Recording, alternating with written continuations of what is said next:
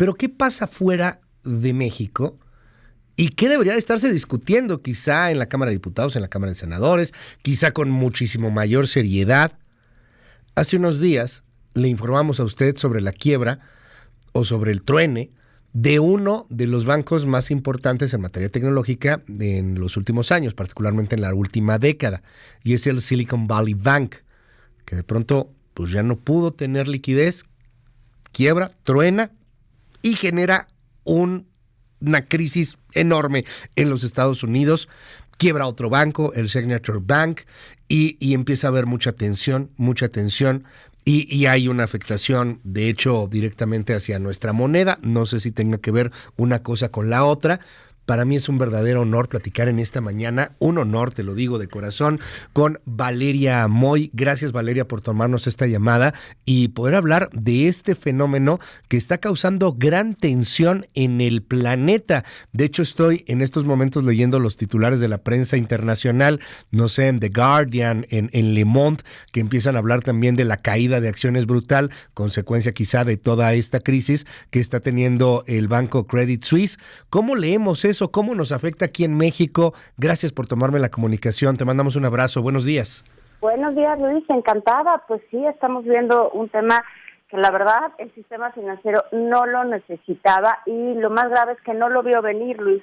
Lo que pasó con este banco, este Silicon Valley Bank, es un banco de nicho. ¿A qué se refiere con que sea de nicho? Pues es un banco que atendía, ahora sí que como su nombre lo indica, a muchas empresas tecnológicas que están ubicadas en esa región de California, en Silicon Valley. Entonces, es un banco que sí recibía depósitos. No todos los bancos pueden recibir depósitos. Este banco en particular sí podía captar, pero su función principal era financiar a las empresas tecnológicas.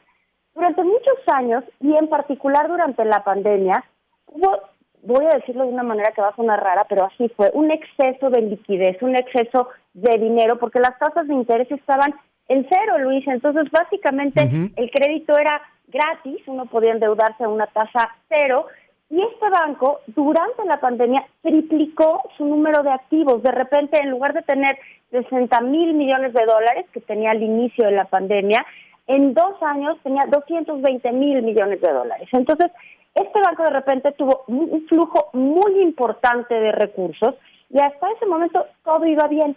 El banco, por un lado, hacía lo que le correspondía, que era dar los créditos al sector tecnológico, como normalmente sucede, pero como tenía vamos a decirlo de alguna forma un poco cruda, excedente, este exceso de recursos los puso en instrumentos del Tesoro, en bonos, en los que conocemos como instrumentos libres de riesgo, lo que en México llamamos CETES, en Estados Unidos se llaman Treasuries o bonos del Tesoro, y compró muchos miles de millones de dólares de bonos del Tesoro, pero yo creo que el grave error es que los compró a largo plazo, pensando quizás que las tasas se iban a mantener bajas durante mucho tiempo.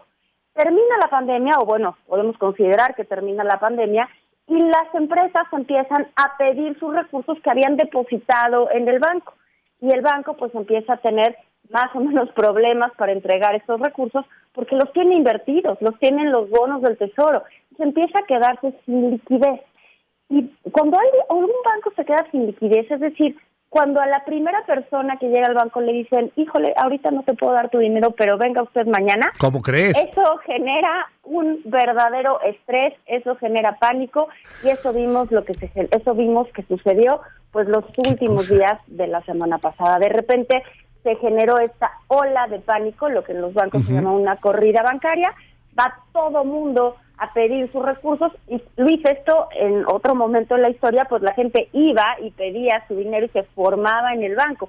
Pues ahora te imaginarás que en un momento tecnológico, en un lugar muy tecnológico, un banco que se dedica a eso, pues evidentemente nadie es que se haya tenido que ir a formar, pero simplemente toda la gente que tenía sus ahorros ahí empezó a retirar sus ahorros, y el banco pues empieza a tener esta necesidad de dónde saco dinero, porque lo tengo en otros instrumentos, lo tengo prestado. ¿Qué tiene que hacer el banco? Tiene que vender estos instrumentos de deuda que tenía a largo plazo, pero cuando vendes estos instrumentos antes del plazo que termine y las tasas de interés están muy altas, no como estaban cuando compraste esos instrumentos, pues tienes una pérdida impresionante. Solo en un día tuvo una pérdida de más de $1,000 millones.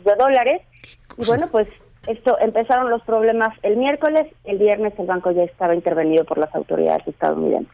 Ahora me llama la atención porque el presidente Biden dice, tranquilo, sus ahorros están seguros, su dinero está seguro, pero la mayor parte de los clientes, corrígeme por favor Valeria, pues eran justamente estas empresas tecnológicas, algunas startups que pues resultó que no resultaron lo que podían ser y que ahorita requieren también liquidez ante la tensión y ante la caída de las empresas tecnológicas que hemos venido viendo en el último año, bueno, en los últimos meses, o también empresas, digamos, un poco más firmes, tipo Roku, que tengo entendido tenía ahí pues cerca de $500 millones, ¿no? 460 y tantos millones de dólares. ¿Qué va a pasar con esas empresototas? O sea, porque entiendo que está más o menos garantizado un depósito, creo que la ley gringa te da hasta $250,000, o sea, nada que ver con las pérdidas que están teniendo las empresas que requieren su lana ahorita, ¿no? No, bueno, se están ahí mezclando muchas cosas. En efecto, muchas empresas eran tecnológicas durante la pandemia.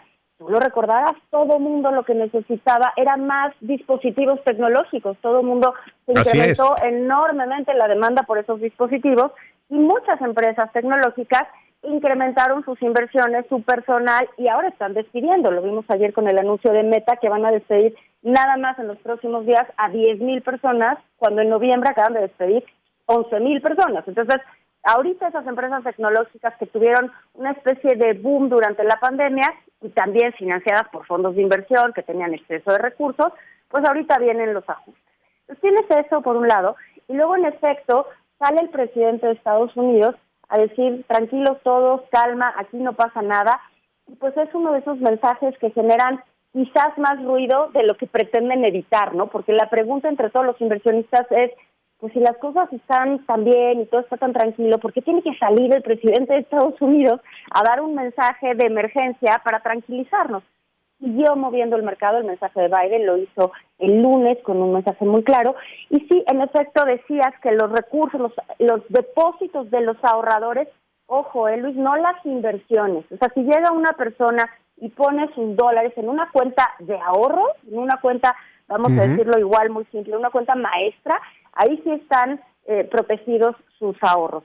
Si invierte en una empresa tecnológica, no, eso no es un ahorro, eso ya es una inversión y ahí el cliente tendrá que asumir el riesgo que corrió al invertir en esa empresa.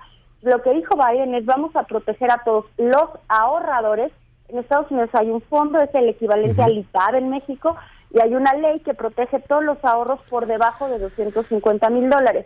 Lo que dijo Biden es que van a proteger todos los ahorros independientemente del monto de este banco y de Signature Bank, que es el que tuvo problemas durante el fin de semana. Esto es acotado, desde luego, están protegiendo a los ahorradores, no a los inversionistas. Ahora, esto genera una ola de pánico a nivel global, a final de cuentas. Vimos un lunes muy negro en la bolsa, complicado. Digo, la verdad es que ya nos empezamos a acostumbrar a lunes muy negros y lunes muy rojos con la pandemia y con todo lo que hemos estado viendo, ¿no? Pero hicimos un lunes de menos complicado. ¿Qué pasa a nivel global y particularmente en México? Me llamó la atención Jonathan Heath del Banco de México declarando pues que no había mucho de qué preocuparse y que tampoco iba a tener repercusiones tan severas para nuestro país. ¿El peso, por ejemplo, tiene que ver con esta crisis? Yo creo que Jonathan sí tiene razón en esta ocasión.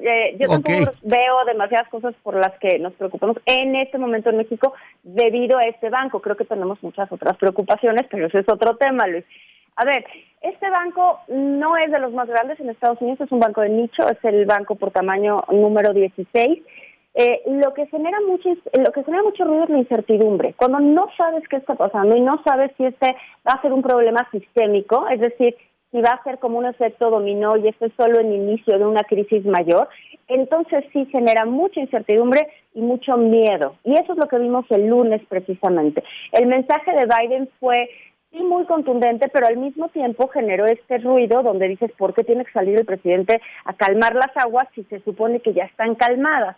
Y en ese sentido se generó un montón de ruido en el mercado financiero, todos los principales indicadores bursátiles cayeron de forma importante, y el oro, que es un activo refugio, subió muchísimo de precio.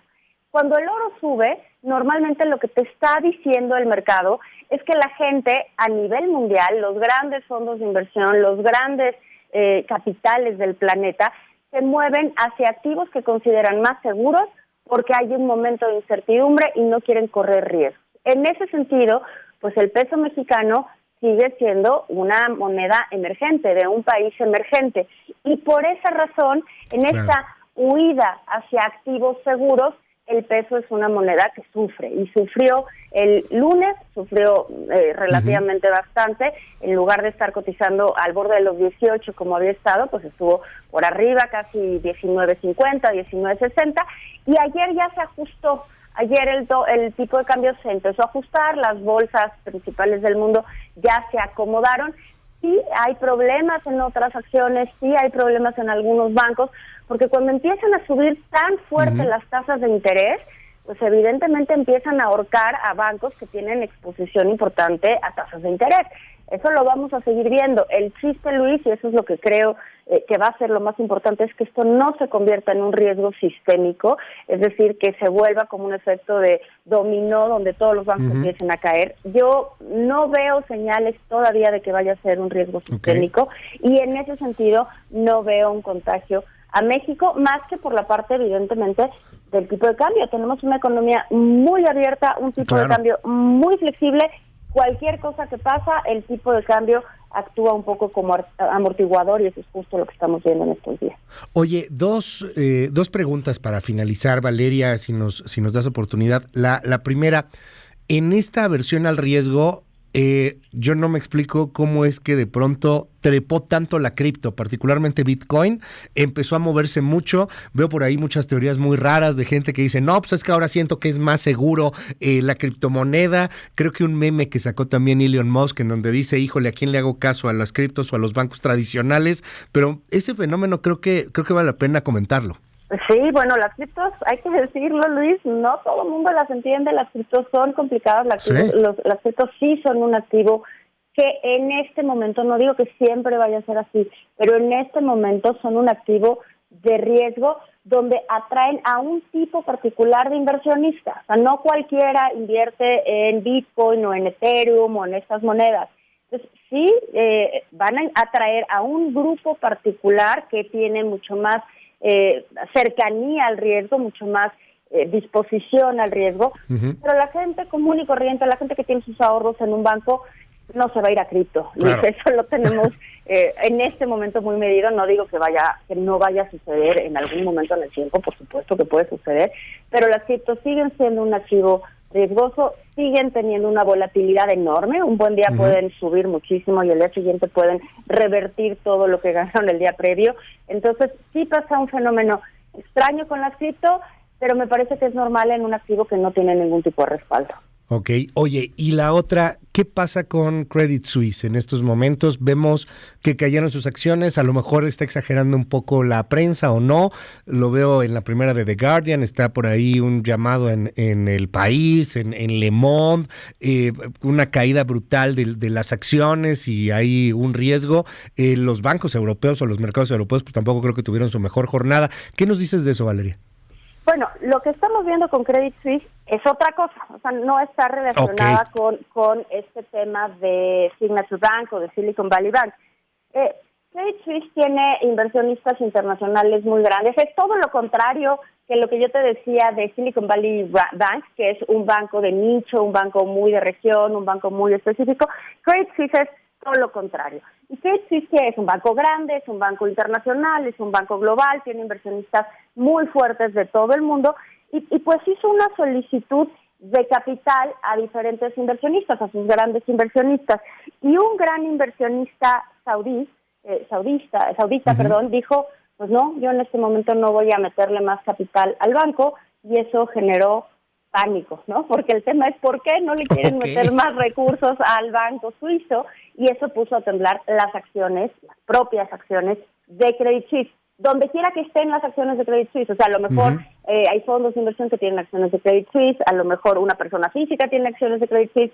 Lo que está cayendo en este caso no es el banco en sí no tiene un problema, lo que se está moviendo son las acciones de Credit Suisse, Okay. que están, bueno, distribuidas por todos lados. Vamos a ver qué sucede. Esto apenas está sucediendo.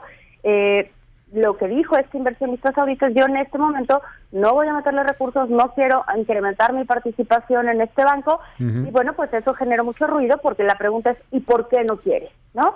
Eso es lo que está en este momento de inestabilidad bancaria, de inestabilidad financiera, pues evidentemente levanta dudas. Y yo creo que eso está relacionado con el Silicon Valley Bank, en el sentido de que levanta dudas y no tenemos todavía las respuestas. Uh-huh. Se genera más incertidumbre de la que ya había en el sistema bancario, en el sistema financiero. Pero no está relacionado hasta el momento con la información que tenemos, no tiene nada que ver con el tema de Silicon Valley Bank.